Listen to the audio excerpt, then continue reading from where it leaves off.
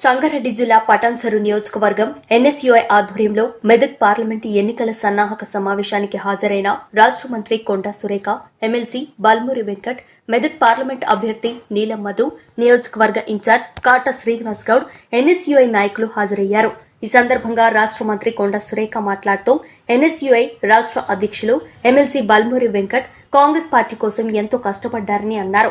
కాంగ్రెస్ ప్రభుత్వం అధికారంలోకి లేకున్నా అధికార పార్టీలతో కొట్లాడి ఉద్యమంలో కీలకంగా ఉన్నారని తెలిపారు.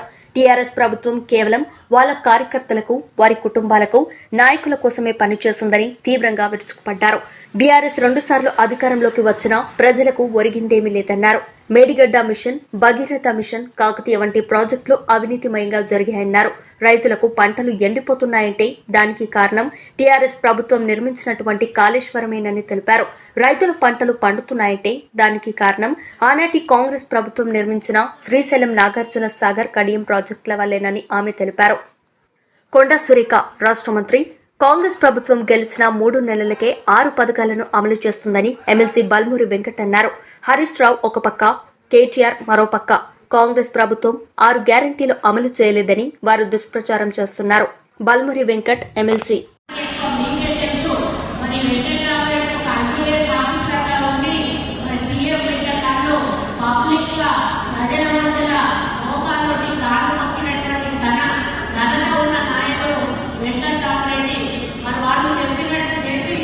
లక్షల కోట్ల రూపాయల భూములన్నీ కూడా అప్పటిగా వాళ్ళకి అప్పచెప్పి ఈ రోజు వాళ్ళ దగ్గర ఎమ్మెల్సీ తీసుకొని ఈ రోజు ఎంపీగా నిలబడి మన ముందుకు వస్తున్నటువంటి ఆ అవినీతికి పరుడైనటువంటి ఆఫీసర్ను మనకు గెలిపించాల్సిన అవసరం ఉందని చెప్పి ఈ సందర్భంగా మిమ్మల్ని అడుగుతా ఉన్నాను. మరి నిన్ననే ఒక జీవో వచ్చింది. ఆయనతో పాటు కొంతమంది ఆఫీసర్లు ఎలక్షన్లో పనిచేస్తుంటే 106 మందిని ఎలక్షన్ కమిషన్ సస్పెండ్ చేసినట్టుగా జీవో వచ్చింది. అంటే ఇంకా అధికార దుర్వినియోగం చేస్తున్న అతన్ని మనం సపోర్ట్ చేయాల్సిన అవసరం ఉందని చెప్పి ఈ సందర్భంగా నేను అడుగుతా ఉన్నాను. మరి ఇంకొక బీజేపీ నాయకుడు రఘునందన్ రావు మరి దుబ్బాక ఎలక్షన్లలో నేను కూడా వెళ్ళి ప్రచారం చేసినాం. అప్పుడు వెళ్ళినప్పుడు ఇటు హరీష్ రావు ఇన్ఛార్జ్, అటు పక్క దుబ్బాక నుంచి రఘునందన్ రావు అని మరి హరీష్ రావు గారేమో జీవోలు గుజరాత్ సంఘం అని, ఆ సంఘం అని, ఈ సంఘం అని అన్ని సంఘాల నిర్మాణాల కోసం కూడా కుల సంఘాల భవనాల నిర్మాణం కోసం జీవోలు ఇష్యూ చేసిండు. ఎక్కడ ఎవరైనా కూడా మీకు శాంక్షన్ చేస్తారని జీవో ఇష్యూ చేసిండు. ఒక్కసారి ఆ జీవోలను బయటికి తీయాల్సిన అవసరం ఉన్నది. ఎలక్షన్ అయిపోయినాక ఆ జీవోలలో ఒక్క జీవో అంటే ఒక్క జీవో కూడా అమలు కాలేదు. అదే మన హుజరాబాద్ ఎలక్షన్లలో కూడా జరిగింది. వెంటనే తెలుసు, లక్షల కోట్ల రూపాయల విలువైనటువంటి జీవోలను ఇష్యూ చేశారు. ఆ రోజు గుజరాత్ బిడ్డ ఈటల రాజేందర్ను బయటికి పంపి అపవాదపరిచి ఆయన ఓడించడానికి ఆ విధమైనటువంటి పన్నాలు పన్నెండు. మరి ఈ రోజు మన గుజరాత్ బిడ్డ మన నీలం మధు గారి కోసం కృషి చేస్తామన్నటువంటి ఒక పట్టుదలతో వచ్చిన మీ అందరికీ కూడా ధన్యవాదాలు తెలియజేసుకుంటా ఉన్నాను. మనం 9 సంవత్సరాల ఒక రాక్షస పాలనలో ఎన్ని రకాల బాధలు, నష్టాలు అనుభవించామో మనందరికీ కూడా తెలుసు.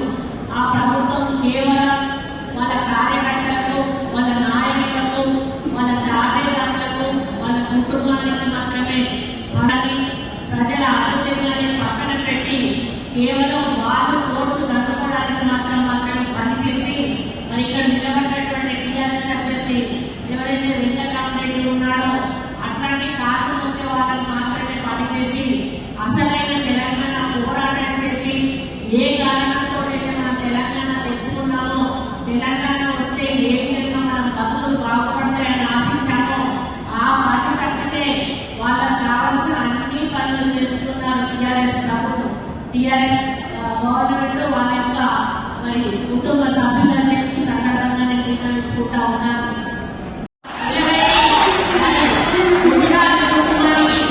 గౌరవాన్ని ఇచ్చిన ఘనత మన కాంగ్రెస్ పార్టీకే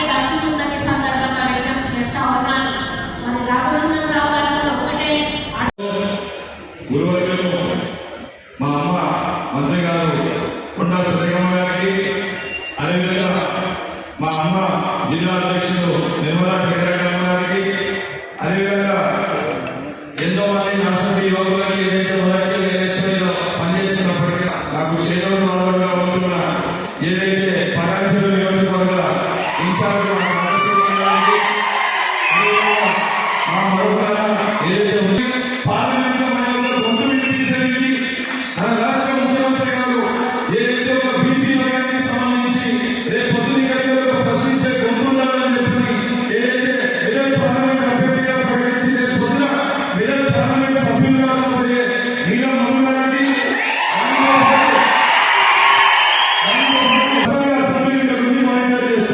అది కాక రాష్ట్ర కార్యక్రమం తీసుకున్న సమితికి ఇంకో పార్టీ రఘునందన్ ఇద్దరు ఒకటే, వాళ్ళిద్దరు ఒకవైపు నిల్చొని పోటీ చేస్తూ కాంగ్రెస్ పార్టీ ఒకవైపు నిల్చొని పోటీ చేస్తారు. అంటే బకాసురులు రాక్షసులు 10 సంవత్సరాలుగా అధికారంలో ఉన్న బీఆర్ఎస్ పార్టీ దోషులు ఒకవైపు, బీజేపీ పార్టీ వారికి సహకరిస్తూ కేంద్రంలో దోషుల వ్యక్తి మరొకవైపు. ఇక ఎమ్మెల్సీగా ఉండి ఏదైతే మన దోషుని ఏదైతే రఘునందన్ అడ్వాంటేజ్ చేయాలని ఉద్దేశించి ఇక్కడ ఎన్ఎస్ఏ కార్యకర్తలను జమ చేసి ఇంత పెద్ద ఎత్తున మీటింగ్ పెట్టి ఇక్కడ నుంచి ఒక భరోసా ఇచ్చి రేపు మెదక్ పార్లమెంటును ఏ విధంగా మనం గెలిపించుకోవాలి అని దశాదిశ నిర్దేశం చేసిన వెంకట్ గారిని అభినందిస్తా ఉన్నాను. వెంకట్ ఈ రోజు కాదు, టీఆర్ఎస్ ప్రభుత్వం అధికారంలోకి వచ్చిన దగ్గర నుంచి కూడా ప్రతి దినము కూడా ఒక్కరోజు కూడా ఇంట్లో ఉండకుండా ప్రతిరోజు ప్రభుత్వ విధానాలను వ్యతిరేకిస్తూ మరి మిమ్మల్ని కూడా నిద్రపోనివ్వకుండా ఎల్లప్పుడూ కూడా రోడ్ల మీద ఉండి ప్రభుత్వ ప్రజా వ్యతిరేక విధానాలపై పోరాటం చేస్తూ ఎన్నోసార్లు దెబ్బలు తిని జైల్లోకి వెళ్ళి మంచిగా అంటే ఘాటు వేయకపోయినాడు పాపం ఆయన. అంటే ఆయన ఒక కసి అనేది పట్టుదల అనేది పెరిగింది. ఎట్లయినా సరే ఈ ప్రభుత్వాన్ని గద్దెదింపాలి అనేటువంటి ఒక పట్టుదల ఆయనలో పెరిగింది. మరి ఈసారి ఆయనకు అనుకోని పరిస్థితుల్లో టికెట్ రాకపోయినా కూడా రేవంత్ అన్న ఆయనను గుర్తించి, రాహుల్ గాంధీ గారు గుర్తించి మరి అతన్ని ఈరోజు ఎమ్మెల్సీ క్యాండిడేట్ గా డిక్లేర్ చేసి ఎమ్మెల్సీగా ఆయనను ప్రకటించినందుకు మనం నిజంగా కూడా సంతోషపడాల్సిన విషయం. ఎందుకంటే వెంకట్ లాంటి వాళ్ళు తప్పనిసరిగా ప్రభుత్వాన్ని ప్రశ్నించే గొంతుకల్లా అసెంబ్లీలో కానీ పార్లమెంట్లో కానీ ఉండాల్సిన అవసరం ఉంది అని చెప్పి అందుకే అతన్ని ఈరోజు గౌరవించి ఇవ్వడం జరిగింది. మరి